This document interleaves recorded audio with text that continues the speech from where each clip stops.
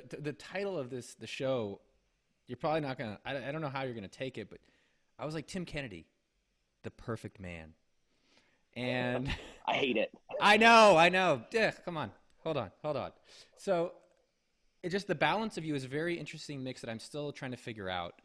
And I'm not spending my whole day figuring, oh, what did Tim Kennedy have for breakfast? But I'm trying to understand it because you have a dynamic of this like tough guy, murder worldwide, killed in every continent, Antarctica included, and you have like a softness, goofy, fun side that it kind of is one or the other. Like I think David Goggins, I've enjoyed his stuff in the past. I don't follow it as much, and it's almost like too harsh.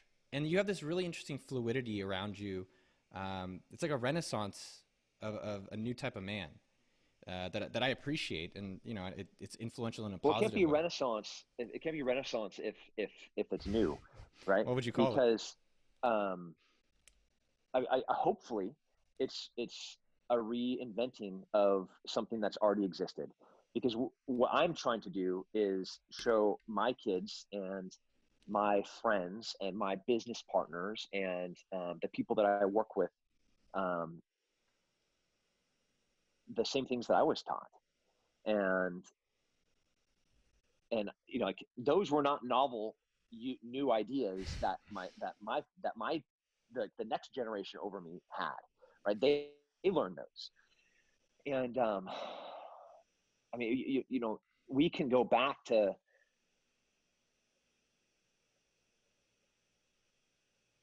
books and from novels to um like docu series, and we see these same men over and over again in history.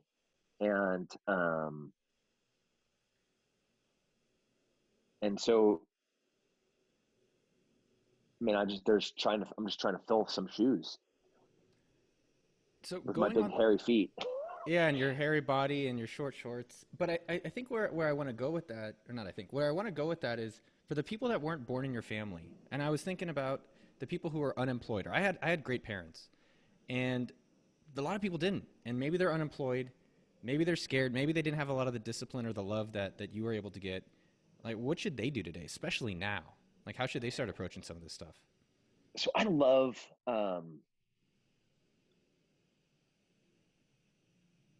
I see these kind of two opportunities regardless of your upbringing, and that's to either copy what was good or to not do what was bad. So in the military, every time that we do something big, we do this action after action review. And there's only two Mm, categories. There's like that. sustain or there's improve. Sustain means that worked. We need to continue doing that. Improve is that didn't work. We don't do that. So as you look at your family or you look at your manager or your executive or whoever you're looking at, whatever situation, whatever person, whatever leadership, whatever parenting, and you just break things down into those two categories. Punishing style. Do I spank my kids? Do I not spank my kids? Do I make them exercise as a form of punishment, or does that ruin the fun of exercise? You're like every single one of these things. You just apply these categories of this after action review of sustain or improve, keep or get rid of. And like even if you came from the most broken home on the planet, that gives you more improves to work with. And if you came from the best home on the planet, that gives you more sustains to work with. But in either case, you already have a template to how to improve moving forward.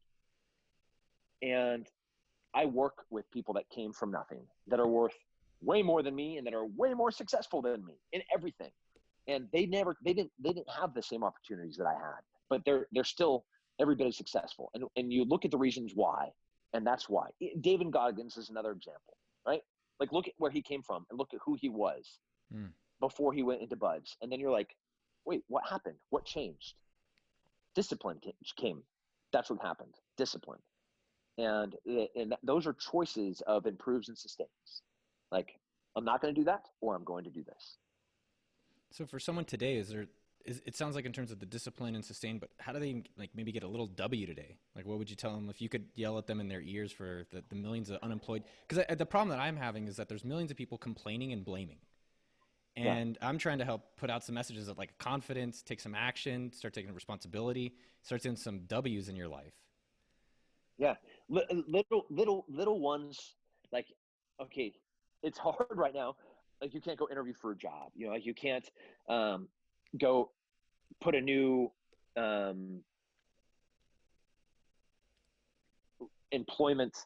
You can't walk into anywhere to try and find a new job because everywhere is closed. You can't go and try to better yourself in the sense that adding more things to your resume, more qualifications, or can you?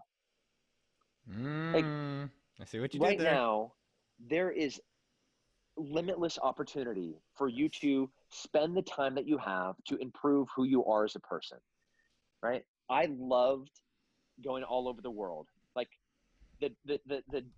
I was one of the last flights coming in from Africa before the complete travel ban shut everything down. One of the very last flights. Like, look at my life. Last year, I was in like in 20 something different countries. This year, I don't. It doesn't look like I'm gonna go anywhere. So I could do nothing.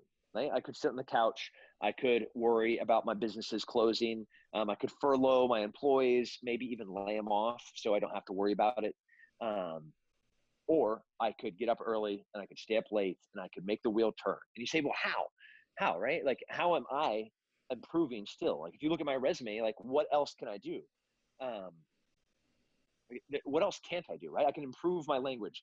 So when I go back, instead of being like a 2+2 in my military language score, I'm a 3.33. Instead of like being an aspiring pilot, I'm just going to go take my test the moment they open the testing centers because I already have all that crap memorized, right? The all of those business plans that I've kind of been like putting off, or the next phase, looking at what this thing is going to look like.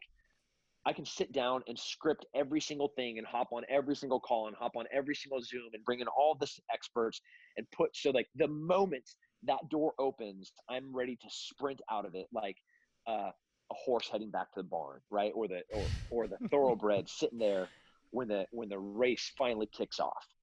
So there is no excuse about how you could improve right now.